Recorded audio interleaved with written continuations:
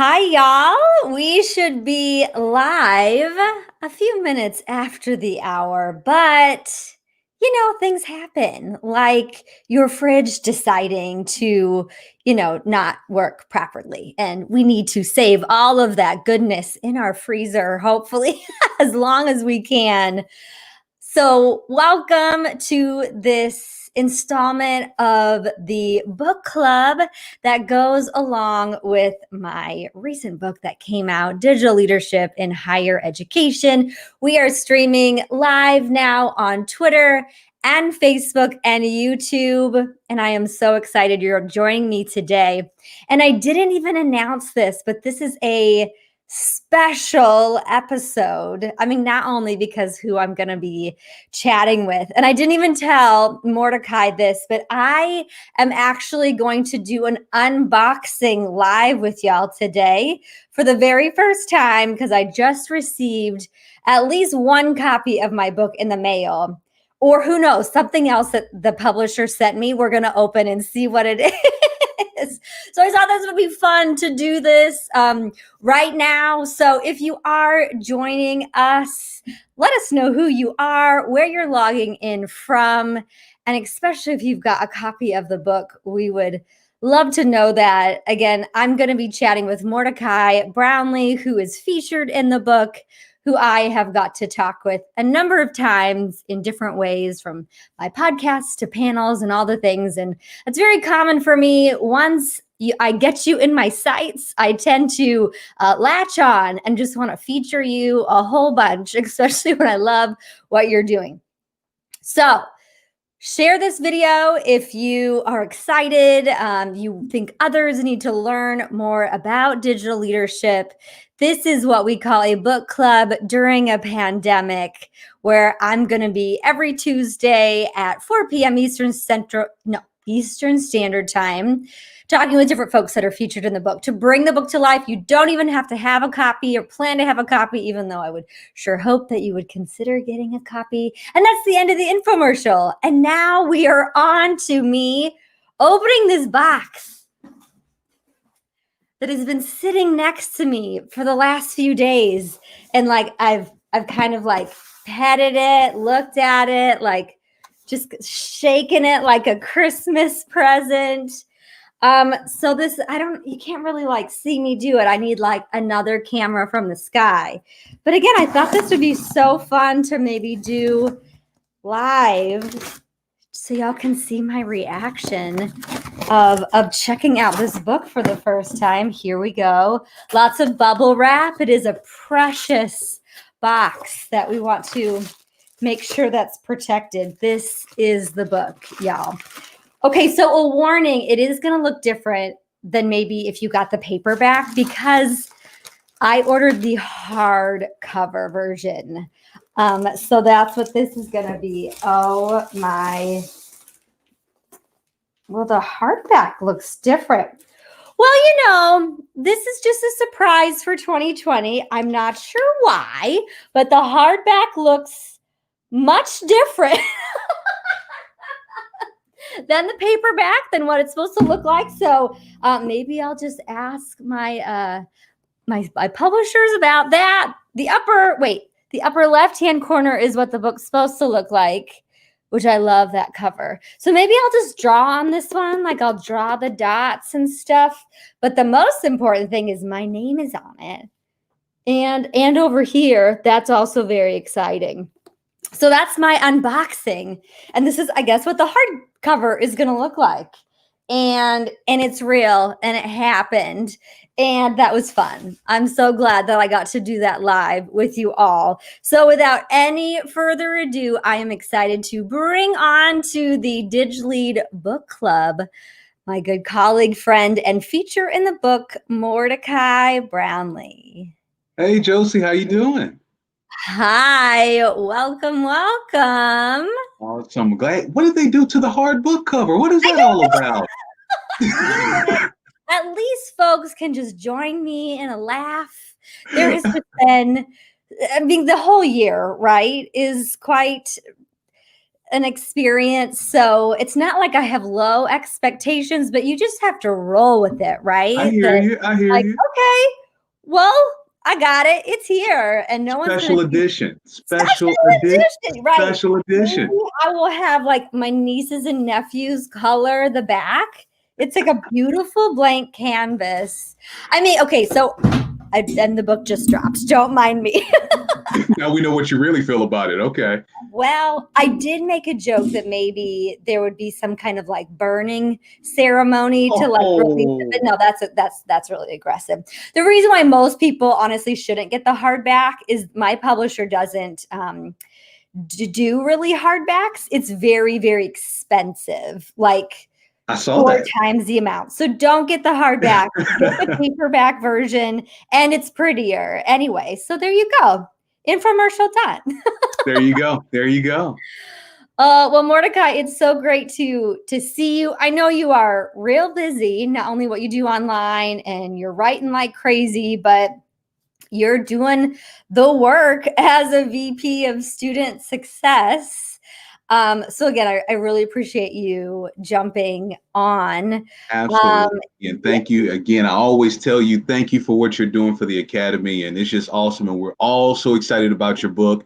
And I've ordered mine. So if you haven't ordered yours, be sure to order yours. And I do have a paperback. So I'm looking forward to it. Awesome, awesome. Well, so the thing that I've realized, if we just talk about how you use Twitter, is you're always signaling to your audience that of educators, and this book is for educators. That's who I want to consume it and experience it. And so, what has been surprising to you? Because a lot of times we think about using social media to get information out and to connect and build community with students, but you have amassed quite a following with a community on Twitter of educators. So what has been that? What has that been like? And just a little bit of reasons why you've chosen to invest so much time and advocacy to educators. Yeah, and again, thank you for having me, Josie. It's just, when I think about even our relationship as colleagues, as friends, we support one another, right? There are times when I watch what you're doing, and I just, if I'm having a slow day and I need some encouragement, man, Josie's still at it, right? She's still out there, showcasing for us the best practices, how we elevate our communication strategies and our relationships, which is most important with our students and our colleagues and our communities, and so we support one another. And I think that it is quite possible, certainly me speak for myself, that earlier on I took my community for granted. And by that I mean my community of colleagues and fellow educators. And so for me, then it became, okay, well, how can I not only advance my relationships with my student body on my respective campus that I'm serving at, or college, university that I was serving at the time when I first started this, but how can I reach out to fellow educators and say, hey, let's encourage one another. Let's get some dialogue going where we're not arguing, where we're not debating. We're all about, the advancement of, and we all put so much into our days and into our students. And then what does that look like to give each other some reprieve when we need it, some support when we need it, some insight when we need it, just something to keep it going. So I want to be a part of that movement more than anything. Yeah, I mean, especially now, we need that. We Yeah, need the encouragement, sometimes just like the simple acknowledgement. And how, like, a lot of times it feels like you're a cheerleader out there, even, and you have a pulse on, maybe the feelings that are out there in order to get some messages out that for folks that need it. I also find, because you use the word educators a lot in your videos as well as in your tweets, that really opens you up to connections beyond just higher education. that's right. Have you found like a Absolutely. connections with K-12 and Absolutely. You well, raise a good point, right? So, and it's part of what I've had to continue to tweak back on the podcast that you and I did. I think it was last year, because all these days are running together now, Josie, especially since the pandemic, right? But in the podcast that you and I did, and about a year ago, I talked about how I'm all about tweaking, right? Figuring out how can I make certain tweaks to make sure that my intended audience is receiving this content. And so, while the videos that I do now is leadership and higher education, because the content I was covering really dealt with higher education issues, more specifically community colleges in some of these cases, but certainly higher education. Then it became, well, I still want to connect with K-12. What I'm saying is still relevant to those that are in the classrooms. And though, if you want to talk about anybody on the front line, our K-12 educators are really, really on the front lines. And so it just gives an opportunity to encourage all, because, my morning tweets and messages is all about encouragement. And today's tweet on October 13th is go vote. So I said, that's all the encouragement we all need. Go and vote. But outside of that, just every day, making sure we have a message to elevate the academy, no matter who it is. Yeah, that consistency is great. So one part of the book that you're especially featured is in a framework that I talk about 8 meaningful types of content, which, don't worry, Mordecai, you're not being like quizzed on this at all. My book. Well, the example I used for you and the content type where I see you using a lot is related to the audience you're speaking to, and that is the content type of education. You are actually creating posts, and especially your videos that are educating, and not like you have some PowerPoint, like presentation. Sometimes it's just thought-provoking questions or encouraging words, or like challenges, or overarching calls to action, like go vote. But I especially have found during COVID that video has the ability to communicate emotion and tone, and especially education, in ways that where I find some leaders keep going back to what they knew, from email to press releases to website. So from your experience doing video, how might you advocate for that type of content, especially that's educational, but to campus leaders right now, no matter the message that they're trying to get out there? Authenticity. I will tell you that years ago, I honestly, and I would say this as a consumer of just content, no matter the frame, is that, at one point in time, the studio field worked, that professional production thing really meant a whole lot. And I think now more than ever, folks want authenticity. Like, if you have something to say to me, break out that phone, break out that camera, and say something to me, especially if I'm a student. If you have information that you need to get out to me, I want to hear it.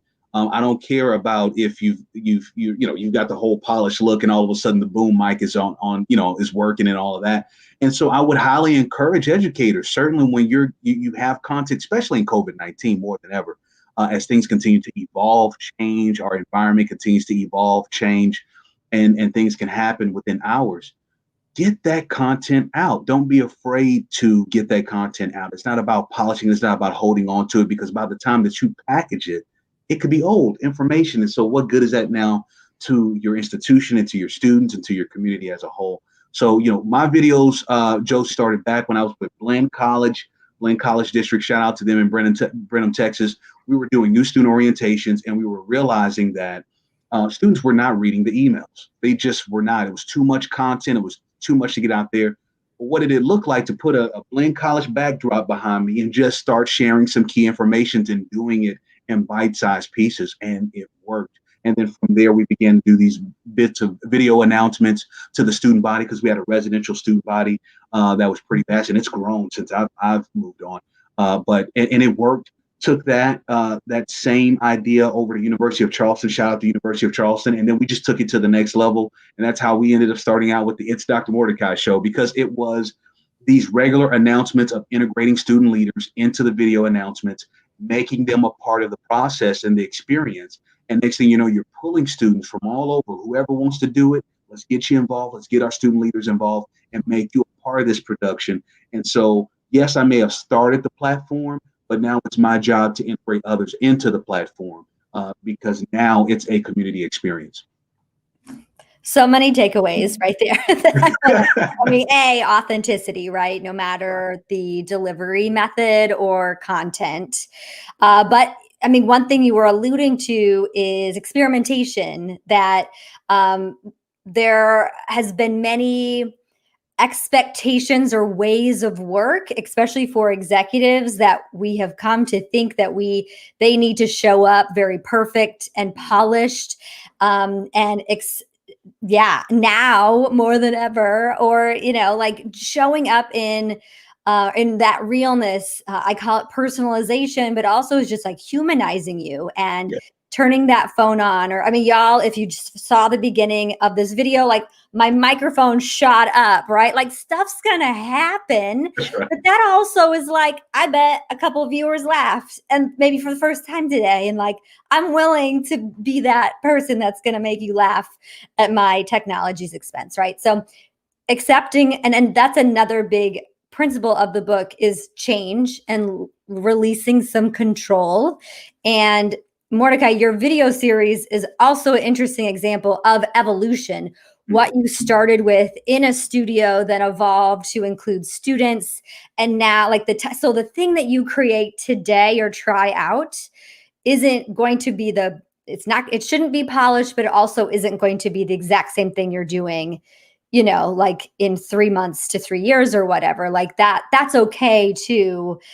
So again, just so many great tidbits there for folks to hear. And you can also take it back to the data. You said you knew students weren't checking their emails or reading their emails. Like, think then, how does it draw back to what is a problem that you're actually trying to solve, who you're trying to connect with? So lots of good nuggets there. So I And I also oh, go ahead. Oh, the other thing I was going to throw in there, Josie, is that so many of our institutions use this tagline for innovation, right? So many of our institutions are all about change, change, innovate, innovate, innovate. And we can think about that from a classroom standpoint. But I would say that there are so many institutions that are guilty of not innovating their communication practices, right? And so while we're innovating the curricular aspect of things, I would certainly charge my fellow educators to think about how we can innovate our communication skill sets and abilities and our outreaches, right? Because if we're tracking these email engagements and open rates, we know our students are not opening these emails at the rate that they probably should be. And if we're tracking our portal engagements, unless they're going into their learning management system and really, submitting assignments, they aren't necessarily, really interacting with our portals. So what can we do and should we be doing to really drive that or tweak what we're doing and take it to the next level? Hmm. Yeah, like going in to understand, I call it being in beta a bit. Like, let's try this thing. Did that work? How did that grow? And with some of these technology pieces, whether it's social media or otherwise, there are some built-in data points to follow to see what might be working, or not. So you also do a lot of advocacy work, and obviously where you are situated is within the world of community colleges. And we have seen leadership within community colleges during COVID, both hitting stride on social media, but just serving their students. How do you see, as we think about the needs of being a leader at a community college, and even what you've learned over the last months, what do you see as the skill sets that are required now and in the future? That transferable skill set is huge, Josie. It's huge, right? And so I would say that what we learned yesterday will serve us tomorrow. And so what does that look like in terms of that skill set and what we're able to do, what we've learned? I'll speak for myself. There's elements of what I went to school to do from an undergrad that I've taken elements of that, but I didn't necessarily go and pursue a career field in that degree field, right? And so we learn more than ever, Generation X, millennials, and now Generation Z, on how to evolve more than ever. And that's not to say that previous generations are not. Baby boomers certainly, and are now learning the market is forcing this evolution of transferable skill set. Right? It's kind of like if you want to keep hanging, if you want to stay engaged, we've got to figure out a way to get you plugged in and continue to add value. So I think that is a personal charge towards educators, but I would say certainly in the community college, it's necessary because in this space, your ability to have your hands involved in so many facets of the operations of an institution just increases, right? And so, whereas you may be at these huge, larger 4-year land grant institutions, you're paid for that specialization. This is what I do. Community colleges, while we do have, and I serve at Alamo Colleges, St. Philip's College, very large community college system, but even in this space, it's not the same approach, right? So I, even as vice president, am on the front lines answering phones, getting into the learning, into the enterprise, helping students records, helping to get them taken care of. And so it requires versatility, it requires flexibility, and certainly more than ever, it's that call and desire to want to help students and advance them. Being here in San Antonio, a lot of folks don't know this. We are the most impoverished per capita community in the nation. Mm. And so about 3 years ago, we surpassed Detroit. So when you look at the poverty scale on what's happening here in San Antonio, and you look at these families and the sacrifices that they're making to come to our institutions, you owe it to them to give them your all. Mm. I wonder if that's why I feel so much affinity with community college leaders, because it's already built into your work function that you are in the mix. Russell Lowry's going to be on the show in a couple weeks, and Amazing. he would like post selfies with him in PPE at the help desk. And that, both by function, because they needed people to do that, but also by heart and soul and philosophy that really and I have heard that over and over with community college leaders. It's not to say that I don't hear that from larger institutions, 4-year public private, but it seems like there's a through line, and that is a big component of the book, is that like leading with that heart, whether if it is physically on campus with technology or showing up on social media. So that's really interesting to hear you reflect that. And honestly, and whether it's in your job description or not, I do think we need campus leaders to be experiencing those day in, day out things, both to experience students and alumni or whoever. And social media might be that one way that you can do that. If, based on all these other job functions that you have, you can't do more of that one-on-one interaction. So Russell is one of the champions. Dr. Lowry is one of the champions that's out there doing some amazing work. I've had the pleasure of having some dialogues with him, and I'm encouraged every time I get a chance to have dialogue with him. So I look forward. I'm going to be watching that one. But what I would say is the other part of this, Josie, you may find this to be true in terms of those of us that are doing this work with community colleges, is that we understand that the mission goes back to open access.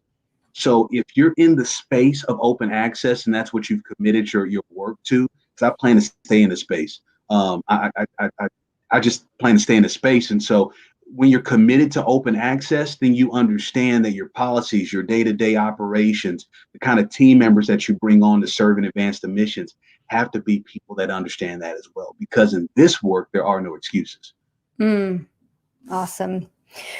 So you are an advocate for educators, for community colleges, obviously for digital communication tools, but you're also taking your advocacy into thought pieces from EdSurge you've been writing for. And what's interesting is that, especially at the beginning and at different points, I saw what used to be very active social media and leaders who then maybe got quiet and for good reason, right? Like they needed to just deal with the crises that were going on their campus, or maybe there was some discomfort in how the shift, the emotions had changed. It wasn't so much celebration. It really was crisis and conflict management.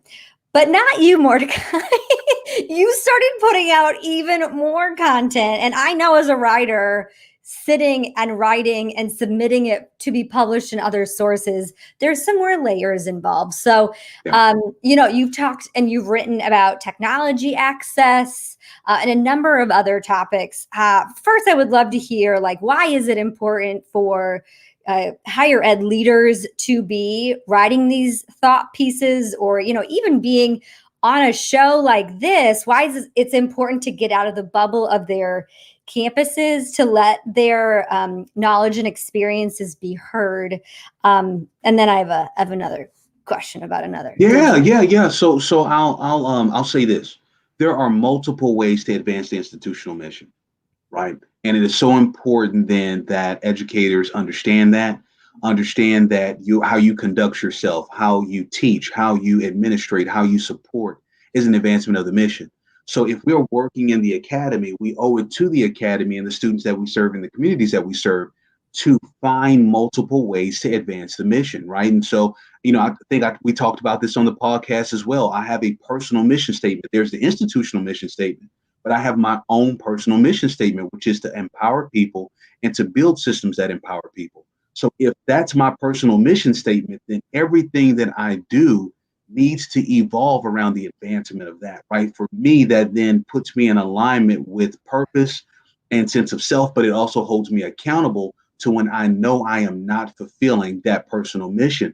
So I think it's in that vein that I would challenge other educators that are watching this on today, and sharing it with others is that if you're doing this work of educating the minds of others and advancing your communities, then there's folks that they'll never touch your classroom. They will never touch your campus. They will never touch your institution. They will never even visit your state, maybe, but they'll know you, right? So if they get an opportunity to be exposed to you or know you, what is it that you're doing that can still advance their lives and insights? And you never know the impact that it will have.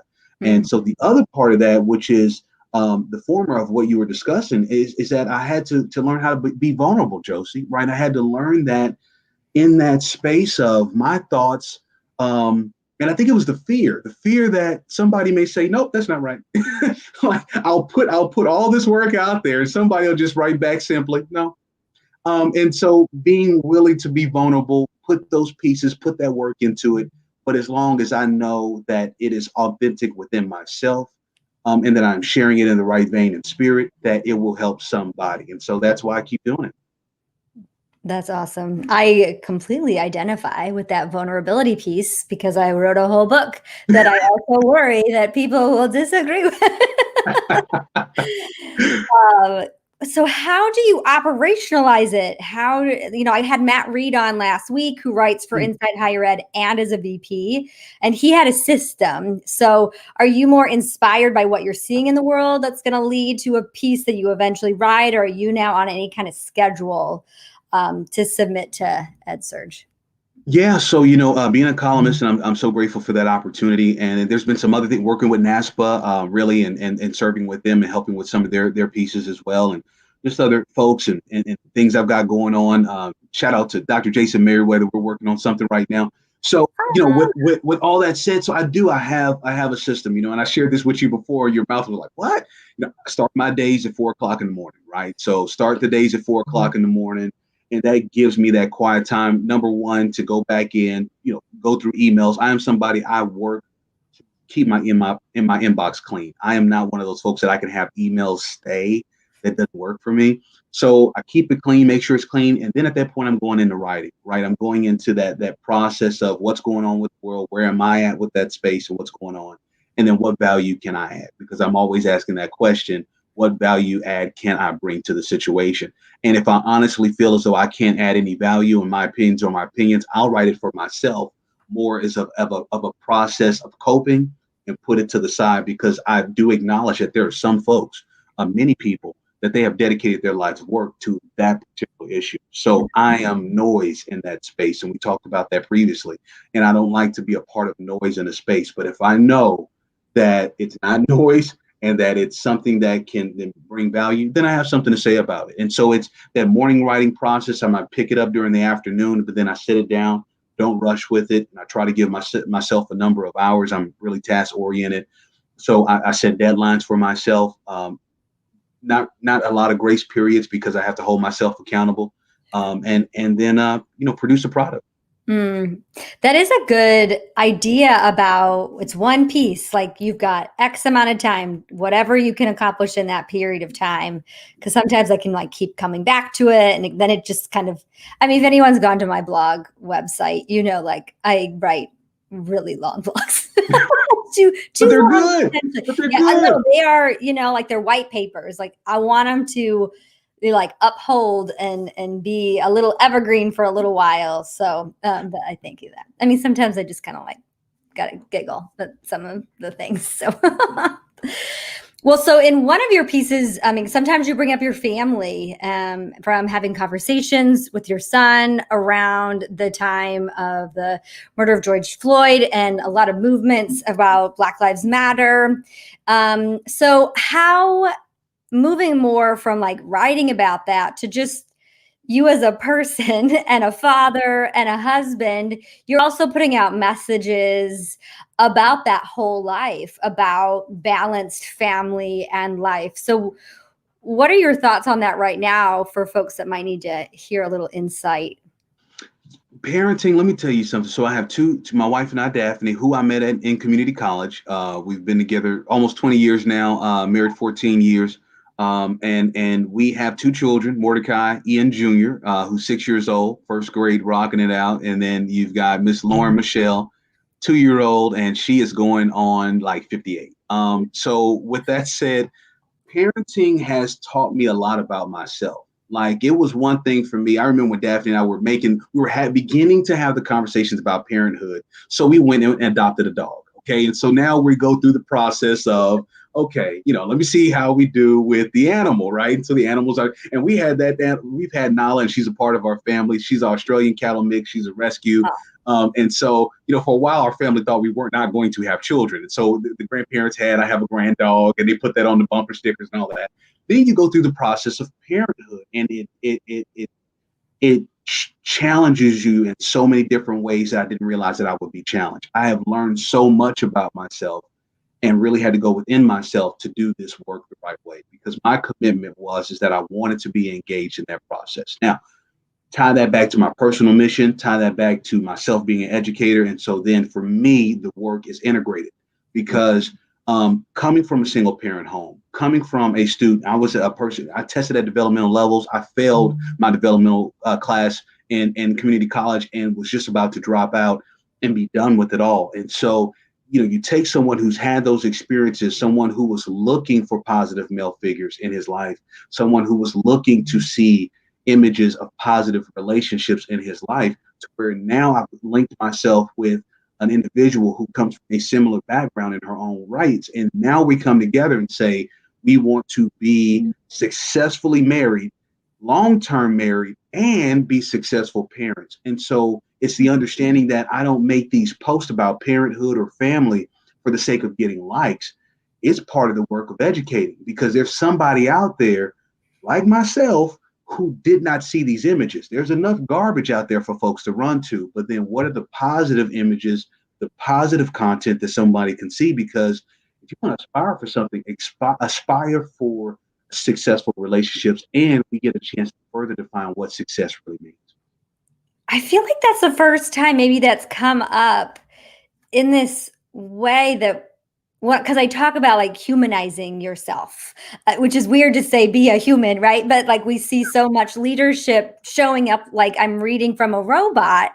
And that is, it also is quite simple, like how you are living your life is role modeling, but even extending that to like what you are as a husband, as a partner, as a relationship, as thinking about those that are looking for those models. That could be from someone that works at a campus, or, or sent their student to your campus. So I don't know, like, I felt like my heart just like warmed a little bit. Like, that can be the intent too. That's beyond these, kind of institutional vision and mission. And we all have those philosophy statements that you meant. And that kind of leads us a bit to this big call in the book to sit with and discern what is your why for leading online.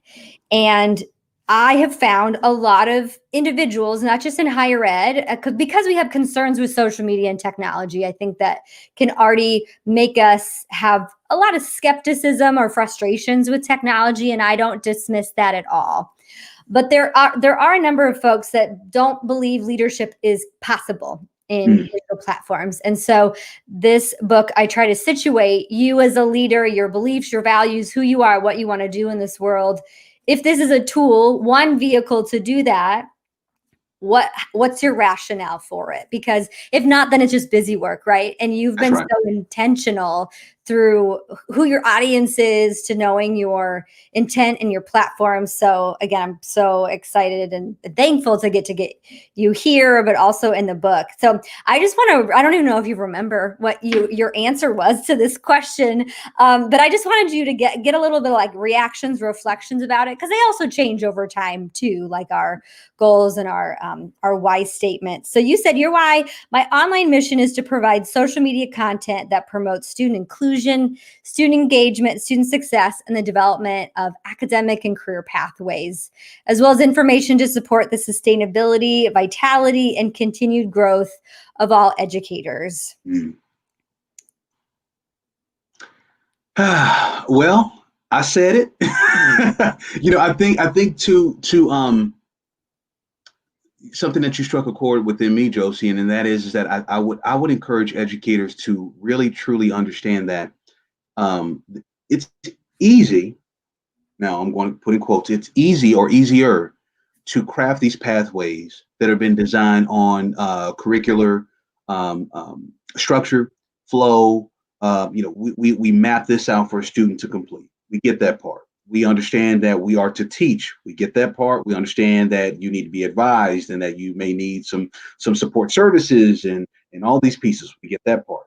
But then almost I would say there's too many educators that separate themselves from the work, right?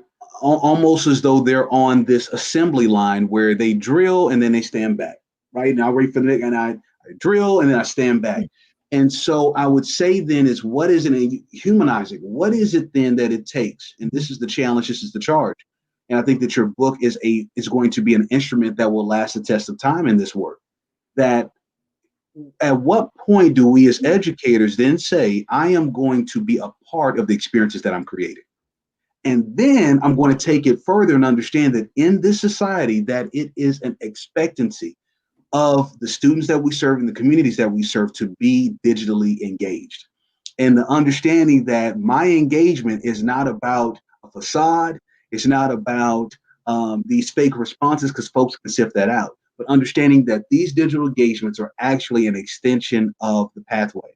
So that image, that picture, sharing yourself, you're letting it be known that somebody can relate to your pathway and say, wow, I see myself in that person. They did it. I can do it. And that may sound cheesy as heck, but you never know who is in that household with that student that is not necessarily feeding them in the appropriate means, in the ways of supporting them in the ways because they just don't have it within their wheelhouse to do. And now you're that person to do that work.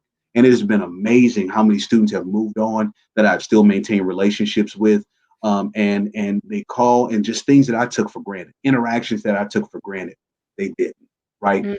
That digital engagement allows us on a worldwide scale to take what were human face-to-face interactions. Now in COVID, you got to say 6 feet apart with a mask, right? So with COVID, so those interactions with PPE, but now take it globally, and you never know who you're going to impact. So challenge yourself to do this work, educators, absolutely, and get the book, the paper version, the paper. or the book, it's all good. And let me know when you have. I'm getting messages and like tweets from folks, and I'll tell you what, it's amazing to finally get it out there. Well, and again, another reflection I'm thinking and related to your commitment to community college, who I do think is leading in the area of we need to stay focused on student basic needs. And we can expand that to what are the basic human needs as humans. And I do think this pandemic has reinforce that you can put all the jargon and fancy language to something that you want, but at the end of the day, it's another heartbeat on the other side of the screen, or the people that you're serving, and staying focused on what some of those really simple but actually really significant challenges and moments and needs that they have. And so again, that's what I've really enjoyed tapping into community college leaders in this way and seeing how that shows up on social media. The thing I'll say to that, Josie, is, and a big shout out to the Hope Center. They've done some outstanding work really bringing to the forefront for institutions a better understanding of the students that are sitting in their classes or online too. But y'all understand from a figurative standpoint who are at their institutions and making the sacrifices to attend those institutions. And so I will tell you just now every third Thursday at St. Philip's College, we are a drop site for the San Antonio Food Bank. So my team, we go out there, faculty, staff, we go out there for those that are willing and able. And I remember just a few weeks ago, for whatever reason, this was my first time being at the front of the line, right? So once, every food bank has their setup, but they're pretty standard. And so the cars are pulling in from multiple areas. And I was the first on the line, had the mask, had the gloves, had everything. And we had the boxes ready to go. And I'm getting ready to drop them into the trunks or the back of the trucks. And Josie, I had a moment that brought me to tears. I had to collect myself because at that point, I look up, 20, 30 minutes has passed. Cars are still coming. We're moving. But I'm noticing the ages of these people. I'm noticing that I'm seeing the children, right? I'm seeing the families piled into these vehicles, like to get boxes of food. And so I think about as we talk about equity and we talk about equity mindedness in this work that we're doing, more institutions need to understand. And how I knew some of those were students of mine because I could see the decal on the car, right? So, when we talk about equity mindedness and doing this work, so many institutions need to do the work of understanding who their students are, and being rather institutional focused, student focused. And so, what does that look like to take us to that dimension of doing this work? And community colleges have been doing it for so long and continue to do this work for so long, and that's the reason why I'm in love with them. Awesome. Yeah. Well, and I think if social media sets you off and like to even think about this kind of philosophy, I think we're also talking about leaders who are accessible, who are approachable, who like can remove ego of like, why would I lift, groceries in a car? Like but how much you can learn about yourself, about your community, that if social isn't the place you're going to give your community access to you, what are the other ways? And just before, it wasn't just going to events and like doing these keynote speeches where you get whisked away to the next thing. That I do think maybe maybe happy accident of how I wrote this book was that we just need, where is that access going to come from? And I think a lot of good can come from social, but the story I think you just shared was also very powerful and telling reminder of other ways too. Absolutely. And here's the other thing I would say this too. I'm gonna drop this in there too. Don't just do it for the picture opportunities, right? Just don't do it for the Instagram photo. Don't do it for the Twitter photo because you think, oh, I'm gonna get some likes off of this, right? And so because at that point we talk about that authenticity, you're losing the sense of that, right? So, it's one thing to take a photo and it's one thing to take a photo respectfully because you want to bring awareness, but it's a whole nother thing when you're doing it for the photo. Right. So be sure that you don't fall into that place. It's not a good place to be. It's not an authentic place to be. And you may find that you're doing that in other facets of your life. So again, I think it's so important that we're aligned, authentic all the way through, and that you're doing this for the right reason. Yeah. I think you were on this panel. I can't remember. I tap into you so often. Were you on the panel with Mary Jo about, digital curriculum? Yeah. And so performative behavior on social media. She's a vice president at Washington State. And it was a week after, I think, George Floyd. And so then we were kind of discerning out loud about activism and so it could be as simple as, are you showing that performative photo where you look really good that day or not? Or what, you're quote unquote advocating for that is actually not from the right places. So, right. Yeah, I love it. Well, Mordecai. And Mary Jo is awesome. Mary Jo is awesome. Everybody else on that panel was awesome. Right. Yeah, that was a good one. Yeah. Well, that was that was a recording that I turned into a podcast. So you are a 2-time podcast guest. Didn't even know that. And now for the Triple Crown on my book club live, Mordecai, I appreciate you so much. I'm feeling super inspired. So I sure hope those that have tuned in live or are going to catch this replay will as well. Where can people find you to connect? Following Josie. Other than that, other than that, it's drmordecai.com. So we took the show from University of Charleston when we came up with the idea and just kept running with it, and then I turned it into a website. So continue that ITS. It's drmordecai.com and Twitter, you name it, Instagram, Facebook, LinkedIn. Those are the safe spaces that I remain in. That's where I am. Amazing. Well, thank you again for coming on. And I'm sure we will be collaborating again very soon, whether you know it or not. Looking forward to it, Josie. I look forward to it. You take care. All right, Mordecai is such a great human who just happens to be a VP out there. Thank you all for joining us today. Again, if you caught the very beginning, you saw me opening up my package from the publisher that included my book that arrived. A little bit of a surprise what the hardcover looked like, but hey, what's on the inside is what counts, just like with leadership.